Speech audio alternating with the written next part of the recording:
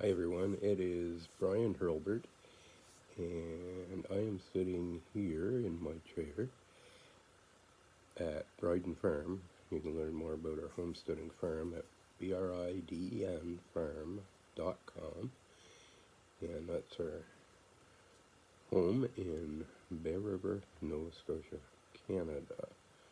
On the wall there behind me, you see who we call Grandma Somebody, and also an old 1944 Watkins calendar that was a gift from a friend a number of years back. And I'm going to be reading some of my writing. This writing is on Medium, which is medium.com medium.com/at Brian Hurlburt. And I also write on Substack, and you can find that at brianhurlburt.substack.com. So memoirs of a child.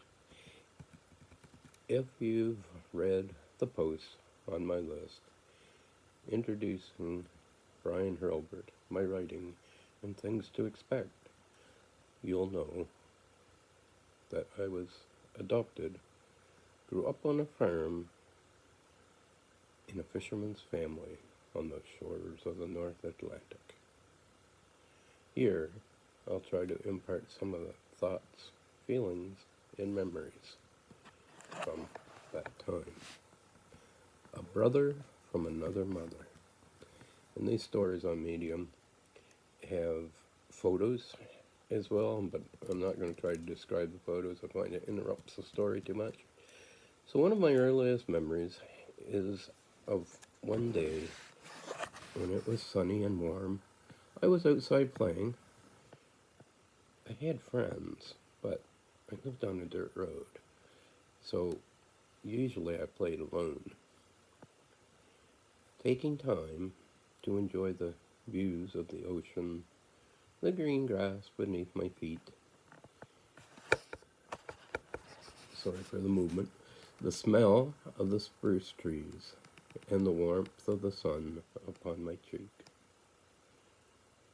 It was a humble yet fulfilling childhood. This particular day, I was outside playing near the road, possibly in the ditch. I'd not dare go near the road, even though it was little traveled dirt road. It would not be tolerated by my dad. He was in the Second World War, a Canadian Navy acting chief petty officer, and acting because the paperwork hadn't gone through yet. I remember Dad telling me and others this on many occasions. I also might paraphrase a few words. Anyway, this day I played. As I played, a boy showed up. He was just walking up the road, but stopped in to play. That never just happened. We played well, enjoyed each other's company, and had fun. It all went well until he tried to tell me he was my brother. I, of course, informed him he was not. That led to a disagreement. A fight of sorts. No punches were thrown. So, after a bit of arguing, we went in the house to ask my mom. After all, I knew who my brothers were. Some kid, even if he was older than me, wasn't going to tell me. Mom, after hearing my plight, looked at me and said, "Do you remember me telling you you were adopted? I said yes, but looking back on it, I'm not quite sure I understood. Mom continued to tell me what it meant, and that, yes, he's your brother. A brother by another mother. If you do enjoy this, you may enjoy, as I say, my writing at medium.com/at Brian Hurlburt. And I'm also writing my autobiography there, Born a Pauper, Raised a Knight. So let's read another story. I promise the next video will be better. The shaking and movement and quirkiness, well, the quirkiness is just me, but we'll get to that.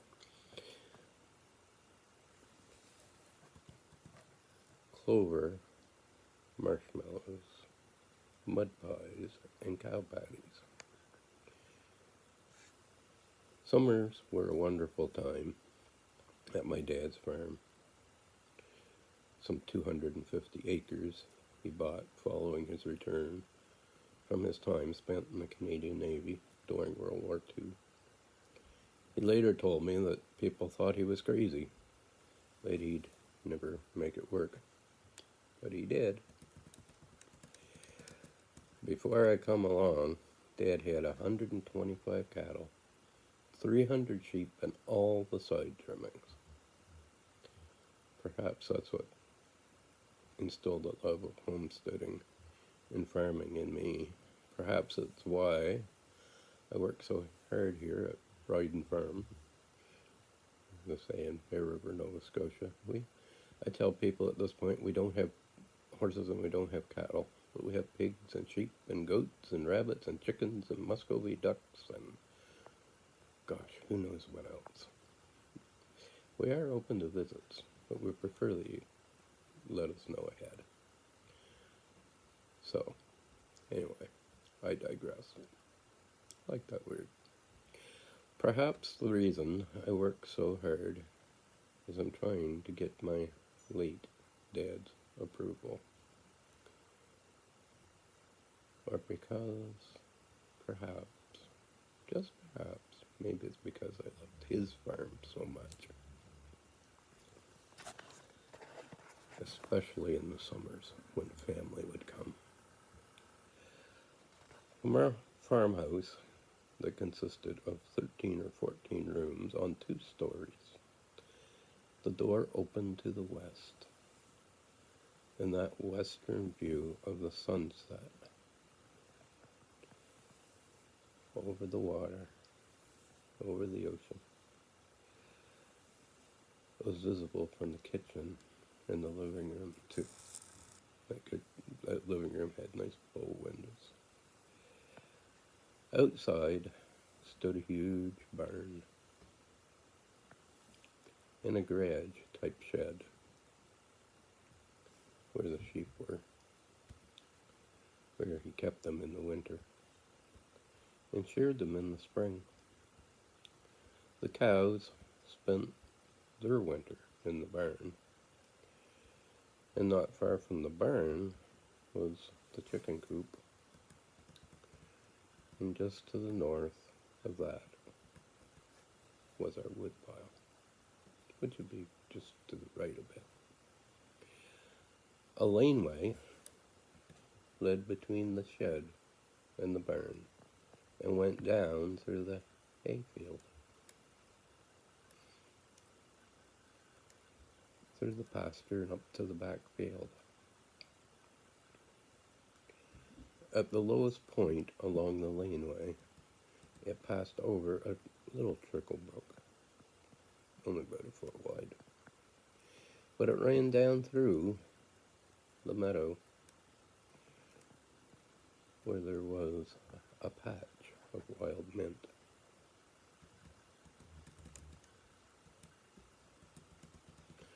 Our family farm, 50 years later, there's a picture here, on medium.com/@Brian Hurlburt that you might want to see.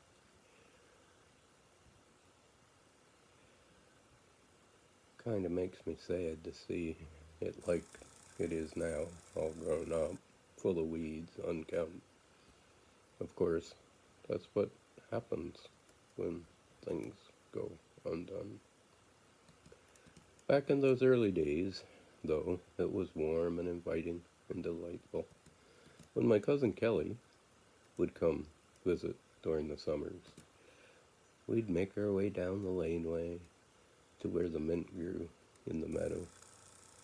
We'd munch on the mint and the blossoms of white clover that we pretended were marshmallows. We'd munch on the marshmallow and mint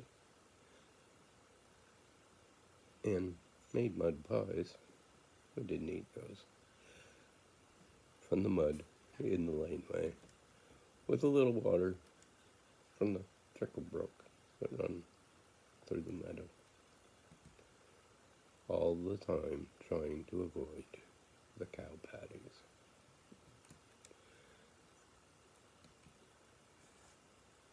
What do you think? Another one?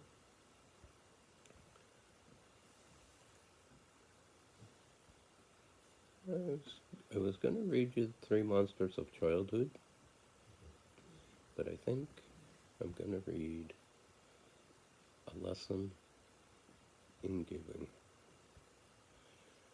When I was a child, money was hard to come by. Still is. I had managed to get $2 whole saved in my piggy bank. Then tragedy struck. It wasn't a tragedy that struck me directly, yet it touched everyone in the community. A family had lost a home in a fire. As was the custom in the day, the neighbors went around gathering a collection for the family. When they came to our house, I asked my mom if I could give my $2, all I had in my piggy bank. She said, yes, if you're really sure. It's all you have. I did. I gave my $2, all I had to help that family. I honestly did not even know sure what family it was. Actually, I still don't. I just knew someone needed help. Funny thing is, within 2 weeks, my piggy bank had $10 in it. Those who had heard of my generosity had bestowed their generosity upon me.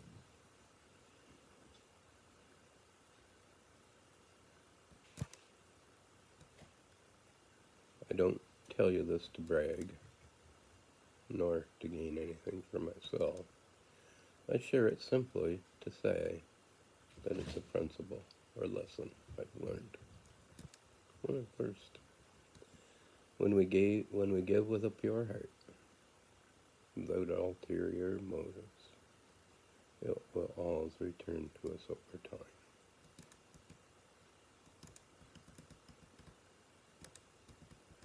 And again, beautiful little picture there.